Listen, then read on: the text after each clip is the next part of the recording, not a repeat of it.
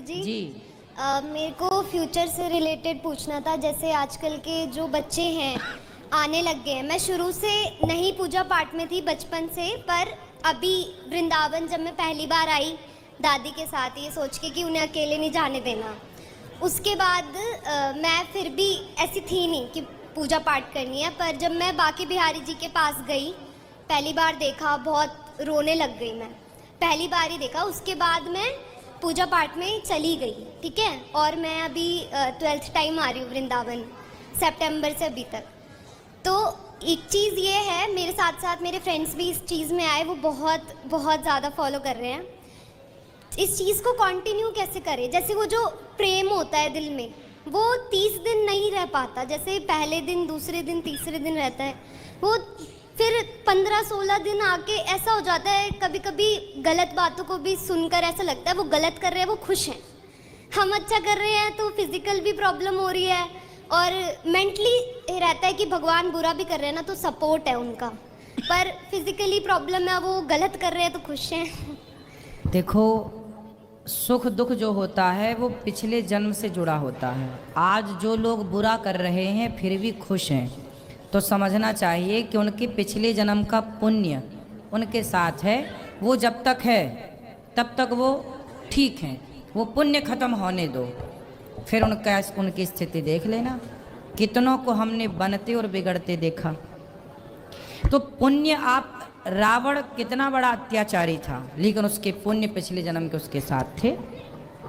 तो जब तक पुण्य थे तो तब तक ठीक था, पुण्य खत्म, परिणाम भी सामने था।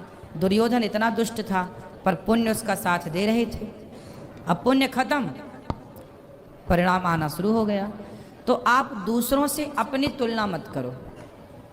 आप सही राह पर हैं, आप भगवत चिंतन में डूबकर, भगवान के चिंतन में लगकर आप जो कार्य कर रहे हैं श्रेष्ठ हैं। आप रहे किसी कंटिन्यू कैसे करें, तो इसके लिए सत्संग है सबसे बढ़िया। कितना भी बड़ा भक्त हो, यदि वो सत्संग से वंचित हो जाए तो उसकी भक्ति समाप्त हो जाएगी। और कितना भी बड़ा नास्तिक और दुष्ट हो, उसको सत्संग से जोड़ दिया जाए, वो बहुत बड़ा भक्त बन जाएगा। सत्संग एकमात्र औषधि है। तुलसीदास जी कह रहे हैं, ज़्यादा नहीं, थोड़ी सही, पर सत्संग किया करो, शास्त्रों का स्वाध्याय किया करो, अध्ययन किया करो, थोड़ी ही सही कथा यूट्यूब पर सुन लिया करो। सत्संग करने से आपकी भक्ति सदा सुखी रहेगी, वरना भक्ति बूढ़ी हो जाएगी, मर जाएगी। तेल डालते रहोगे तो दीपक जलता रहेगा, तेल डालना बंद कर दोगे दीपक बुझ जाएगा। सत्संग वो तेल है जो भक्ति के दीपक को जलाए रखता है, इसलिए आपको निरंतर सत्संग चाहिए। इनको दीजिए माइक, इनको भैया को। गुरुदेव, आपके चरणों में कोटि कोटि प्रणाम जी। गुरुदेव, मेरे को धर्म के बारे में कुछ नहीं पता था। मेरी धर्म पत्नी ने एक दिन आपकी कथा सुनी, जिससे मेरे को जुड़वाया है। मेरी धर्म पत्नी जी साथ आए हैं इन्होंने। मेरा एक क्वेश्चन है कि हम तो दोनों हैं लगे हुए, और बच्चे उन आपकी कथा सुनते हैं या आपको कुछ हम सुनते हैं ना, तो उनको क्रोध आता है। ऐसे क्यों? उनको हम अभी नवयुग हैं वो, तो अगर हम बोलते हैं अभी कथा सुनो भाई, उनके बच्चे, उसमें कोई त्रुटि नहीं है, मन के बीच में या कोई कमाई में या कोई ऐब उब कुछ नहीं है। अगर हम उनको बोलते हैं नवयुग को भी आप कथा सुनो, तो सुनने में बड़ा वो करते हैं। ऐसा क्यों? ऐसा इसलिए कि आपने पहले से उन्हें इस कथा सत्संग से कभी जोड़ा नहीं। जब जोड़ा नहीं तो अब पहली बार जब वो जुड़ेंगे तो थोड़ा तो आनाकानी होगी। सारी जिंदगी जो बैल या कोई खुला घूमता रहे और बाद में आप उसको बांध दो तो उसको थोड़ी दिक्कत तो होगी।